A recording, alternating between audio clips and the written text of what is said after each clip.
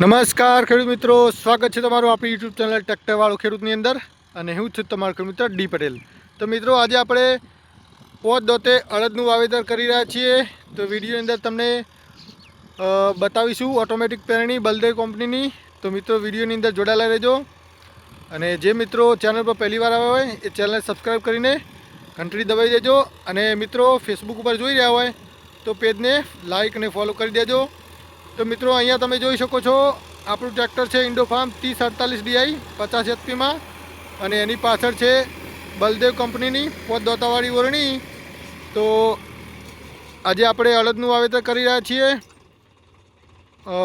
7 વીઘા પહેરીને આવ્યા છીએ અત્યારે, અને હવે બીજા ખેતરની અંદર ચાલુ છે. તો આજે તારીખ થઈ છે 21/6/2025, અને અડદનું આગોતરું વાવેતર થઈ ગયું હતું પહેલા વરસાદમાં. અને આ બીજો રાઉન્ડ છે. પહેલો વરસાદ લગભગ 15 દિવસ પહેલાં લોકોએ વાવેતર કર્યું હતું, આગોતરું વાવેતર. પણ એ વખતે આપણે થ્રેસરની સિઝન ચાલુ હતી એટલે વાવવાનો મેળ નહોતો પડ્યો. તો આજે આપણે વાવી રહ્યા છીએ. આજે 21 તારીખે.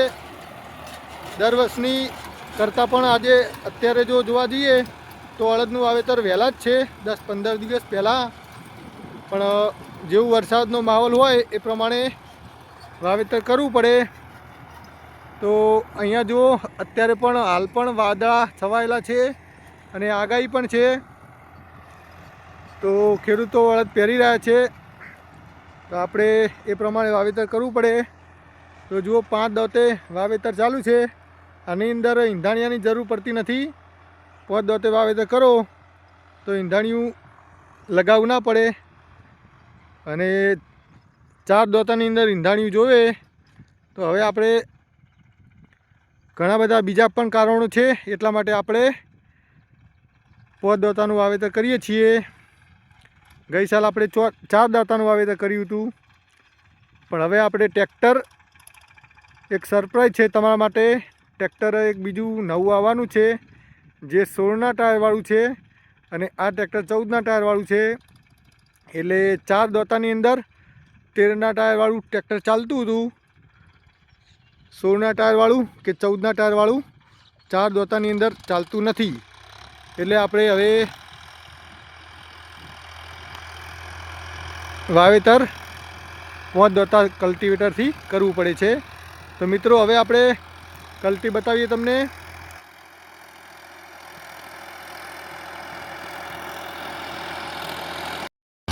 તો મિત્રો, હવે આપણે પેરણીનું સેટિંગની પહેલાં તો વાત કરી લઈએ. તો બલદેવ કંપનીની 5 દોતાવાળી ઓરણી છે. અને એના સ્પીડની વાત કરીએ તો પાછળનું જે ચકેડું છે એ અહીંયા નીચે મોટા ઉપર રાખેલું છે, અને ઉપર ત્યાં ઓરણી ઉપર નાના ઉપર રાખેલું છે. તો એ પ્રકારનું સેટિંગ છે, જેથી કરીને આપણે 1 વીઘાની અંદર 2 કિલોનું બિયારણ જાય છે. અહીંયા જુઓ, 1 વીઘાની અંદર 2 કિલો માલ જાય છે. એ પ્રકારનું આપણે સેટિંગ રાખ્યું છે.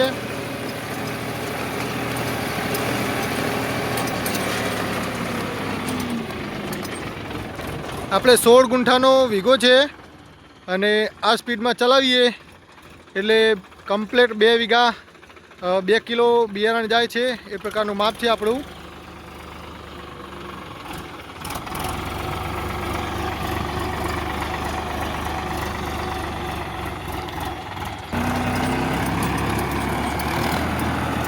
તો મિત્રો, આ રીતે ચાલે છે ઓટોમેટિક ઓરણી.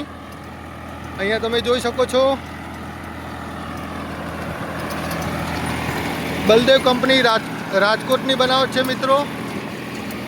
અને આની ઉપર આપણે કાચ લગાવેલો છે, જેથી કરીને વરસાદ આવે તો પાણી ના જાય અંદર, અને પવનનું પણ અસર ના થાય. તો તમે જોઈ શકો છો,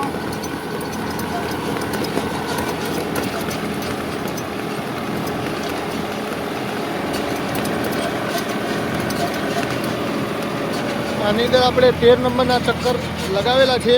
જે રોટર હોય એના ચક્કર 13 નંબરના લગાવેલા છે.